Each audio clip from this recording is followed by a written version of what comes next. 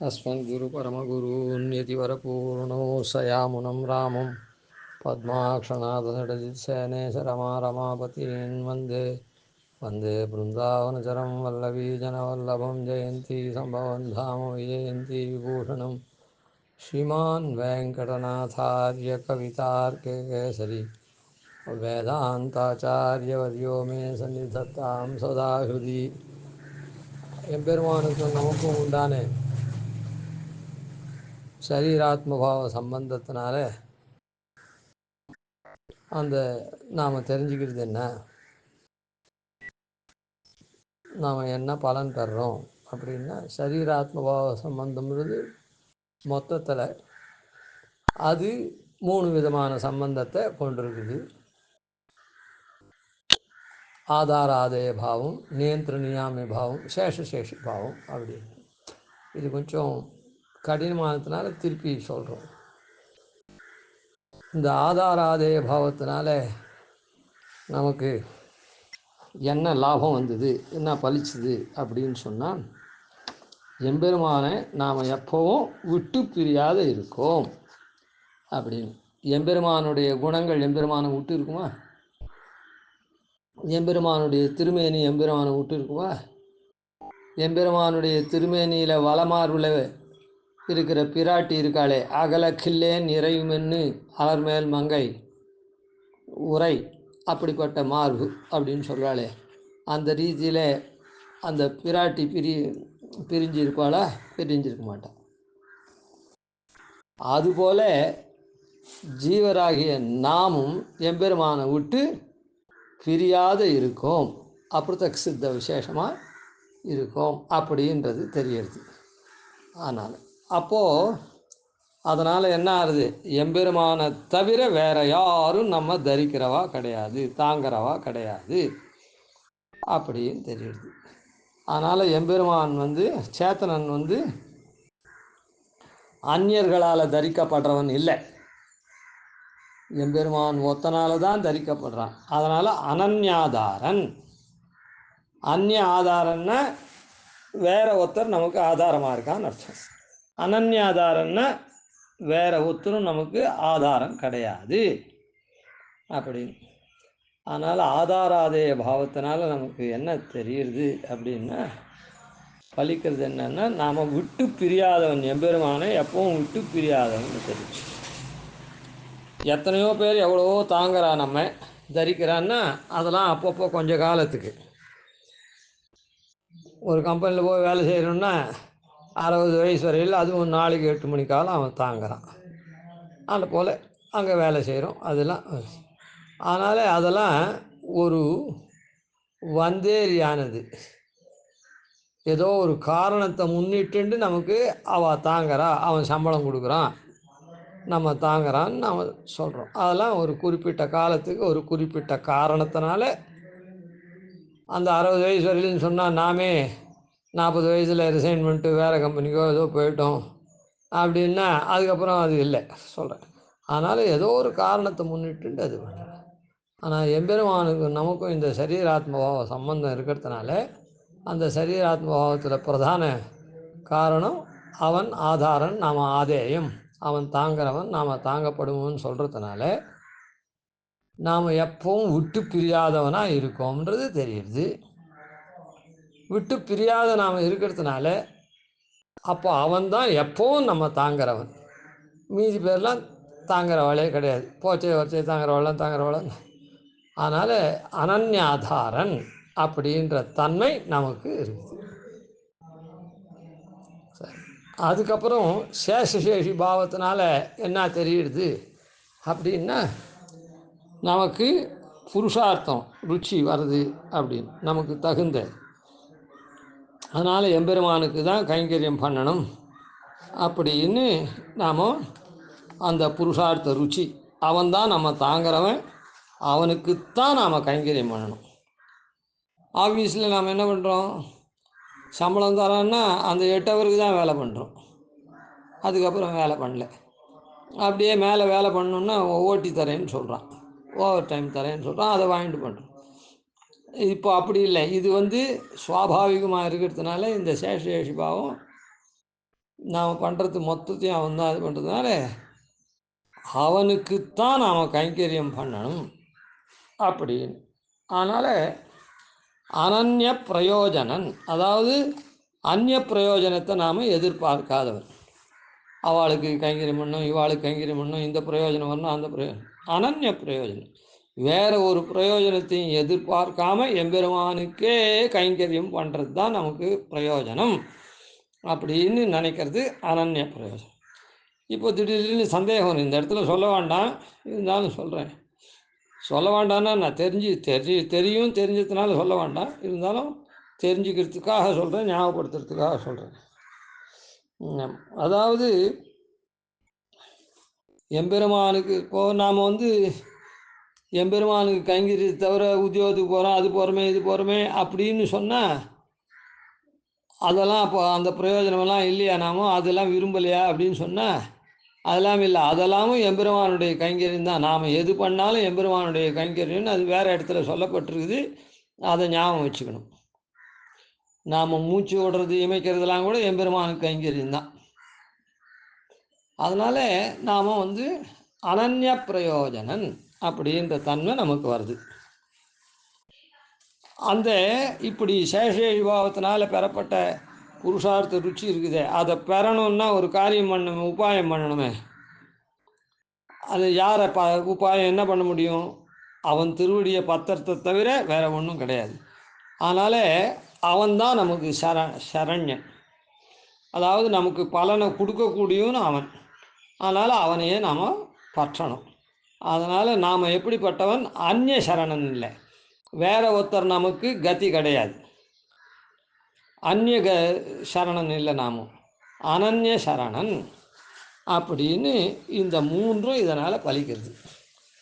நியந்திரணியாமை பாவத்தினால அவனை தான் நாம் சரணமாக பற்றணும், அதை வேறு யாரையும் சரணமாக பற்ற மாட்டோம். அதனால் நாம் யார்?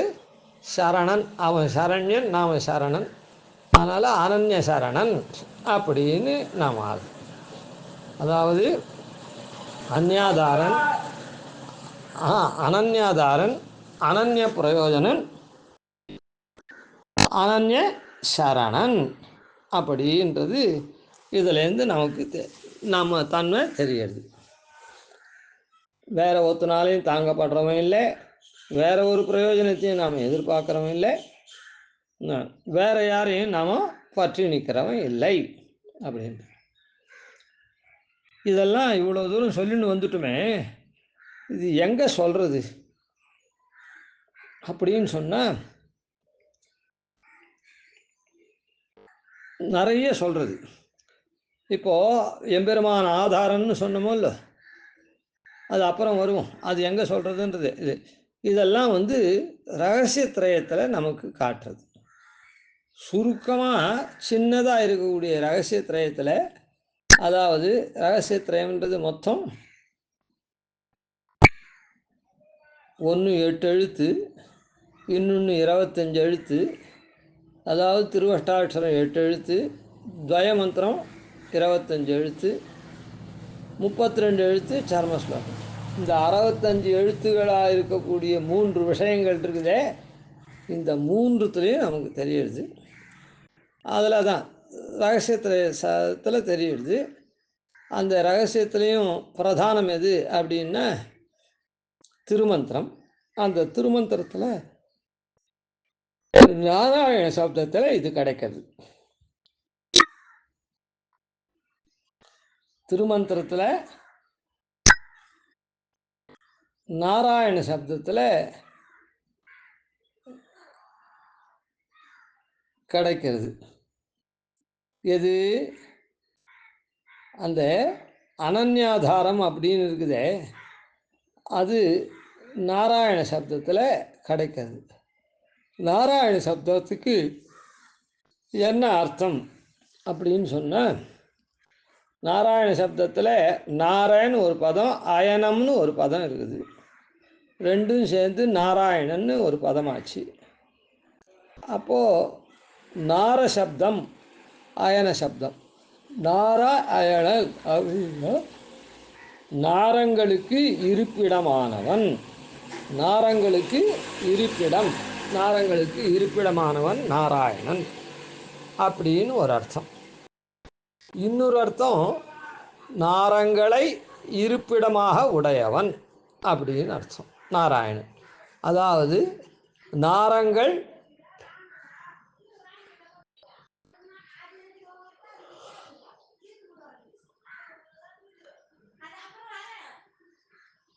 எவனுக்கு இருப்பிடமாக இருக்கோ அவன் நாராயணன் அப்படின்னு இதுக்கு பகுவிரி சமாசம்னு சொல்லுவார்கள். தத்புருஷ சமாசம்னு சொல்கிறாளே அதில் என்னது அப்படின்னா நாரங்களுக்கு இருப்பிடம் நாராயணன். பகுவிரி சமாசத்தில் நாரங்கள் எவனுக்கு இருப்பிடமோ, நாரங்களுக்கு இருப்பிடம்னு சொன்னால் எம்பெருமான் நாரங்களை தன்னிடத்தில் வச்சுட்டுருக்கான்னு அர்த்தம். நாரங்கள் எவனுக்கு இருப்பிடமோ அவன் நாராயணன் சொன்னால் நாரங்கள்ன்றது ஒரு இருப்பிடமே.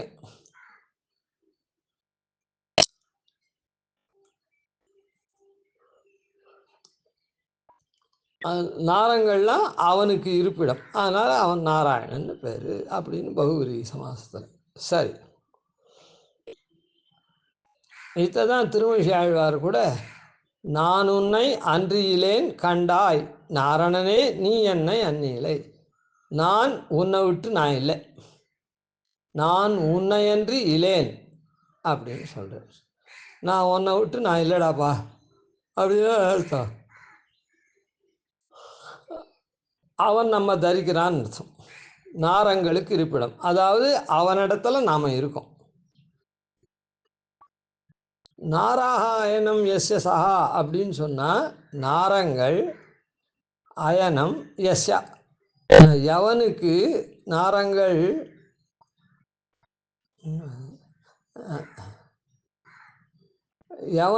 எவனுக்கு நாரங்கள் இருப்பிடமோ அவன் நாராயணன் அப்படின்னு சொல்லுது. நாரங்கள் அப்படின்னு சொன்னால் என்ன அர்த்தம்னா நாராகா அப்படின்னு இருக்கும் இல்லை, நாரங்கள்னா நரசம்பந்தம் பெற்றவைகள்லாம் நாராயணன் தான் நாரங்கள் அப்படின்னு. நரசம்பந்தம் பெற்றது யார்? நாராயணன் தான் நாரம் அப்படின்னு சொன்னால் நரகான்றது யாருன்னா ஜன்னு நாராயணோ நரஹா. சஹஸ்ரநாமத்தில் ஜன்னு நாராயணஹா நரஹா அப்படின்லாம் படிக்கப்படுறது. அதனால் எம்பெருமான் அந்த நரனுடைய சம்பந்தம் பெற்றவைகள் எல்லாம் நாரங்கள். அப்படிப்பட்ட நாரங்களுக்கு இருப்பிடம் நாராயணன், நாராயணமயனம். நாரங்களுக்கு இருப்பிடம் நாராயணன் அப்படின்னு சொன்னால்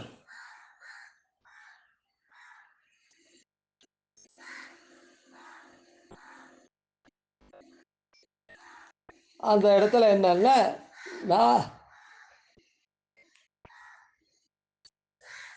நாரங்களுக்கு இருப்பிடம் நாராயணன் சொன்னால் அவன் தாங்கறான்னு அர்த்தம். தாரகத்துவ தன்மை அவனுக்கு இருக்குது. நாராக அயனம் யஸ்யா சஹா நாராயணஹான்னு சொல்லச்சே நாரங்கள் எவனுக்கு இருப்பிடமோன்னு சொன்னால் அவன் நாராயணன்னா ஒவ்வொரு நாரங்கள் உள்ளேயும் எம்பெருமான் இருக்கான் அப்படின்னு அர்த்தம். அதனால் முதல்ல என்னன்னா எம்பெருமானிடத்தில் எல்லா நாரங்களும் இருக்குது, அதாவது குடிகொண்டிருக்கு. அப்படின்னா அவனுக்கு தாரகத்துவம் வருது. எம்பெருமானிடத்தில் நாரங்கள்லாம் இருக்குதுன்னு சொன்ன அர்த்தம் அவன் தரிக்கிறான்னு அர்த்தம். நாராயணம் யஸ்யா அப்படின்னா நாரங்கள் எவனுக்கு இருப்பிடமாக இருக்கோன்னு சொன்னால் எல்லா நாரங்கள்லேயும் அவன் இருக்கான்னு அர்த்தம். அப்போ நாரங்கள்லாம் உடனே எம்பெருமானை தாங்கிறது அப்படின்னு சொல்லக்கூடாது. சொன்ன மாதிரி எம்பெருமான் நாரங்களுக்கு இருப்பிடம்னா எம்பெருமான் நாரங்களை தாங்கிறான்ற மாதிரி பெருமாளுக்கு நாரங்கள் இருப்பிடம்னா நாரங்கள் தாங்கிறதுன்னு சொல்லக்கூடாது. அதனால் நாரங்கள் உள்ள எம்பெருமான் இருந்து அவற்றை நியமிக்கிறான் அப்படின்னு அர்த்தம். நாரங்களுக்கு உள்ள எம்பெருமான் இருந்து அவற்றை நியமிக்கிறான். அதனால் அனன்ய பிரயோஜனன், அனன்ய பிரயோஜனன் அப்படின்றது தெரியுது.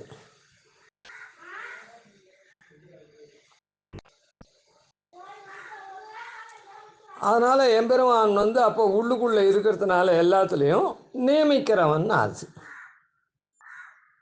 எம்பெருமான் நியமிக்கிறான் ஆகுது. அதனால் தத்புருஷ சமாசம்ன்றது நாரங்களுக்கு இருப்பிடம்னு சொல்கிறது.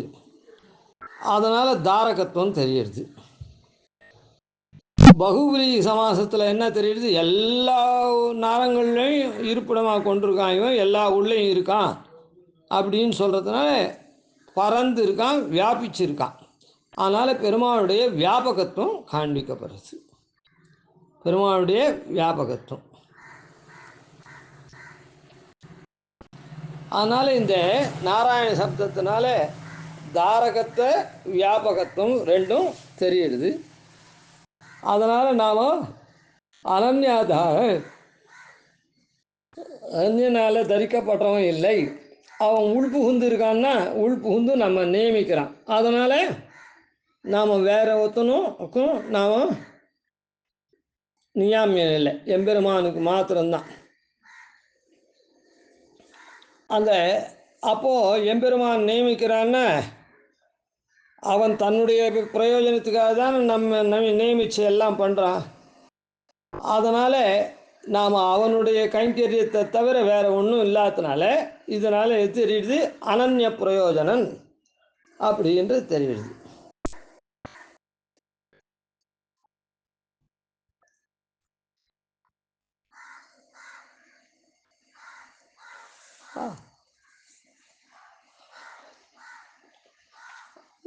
அனன்ய பிரயோஜனன் அப்படின்னு.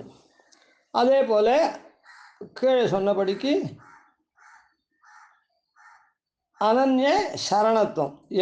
எம்பெருமானு தான் நமக்கு சரணன். என்ன எம்பெருமானுக்கு நாம் சரணன்.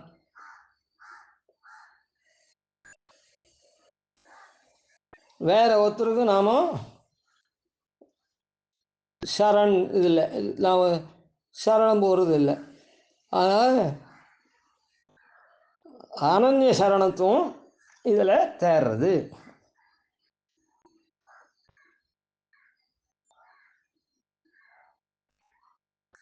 இப்படியே துவயத்துலேயும் சரம ஸ்லோகத்துலையும் இருக்கட்டும்.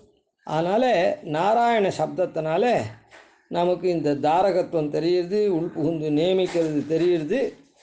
அதனால் உள்புகுந்து அவன் நியமிக்கிறான்னா சேஷி அவன் தான் அப்படின்றது நன்னா தெரியுது.